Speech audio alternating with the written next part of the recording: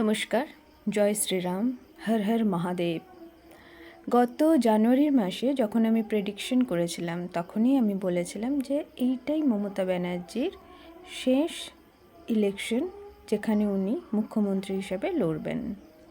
শাসকের পরিবর্তন হবে। আজ শাসকের পরিবর্তন হয়েছে, পশ্চিমবঙ্গে নতুন সরকার এসেছে। এরপর জুন মাস থেকে মমতা ব্যানার্জির জন্য আরও খারাপ সময় শুরু হতে চলেছে। আঘাত আসতে পারে, এমনকি মমতা ব্যানার্জির জেল যাত্রাও হতে পারে।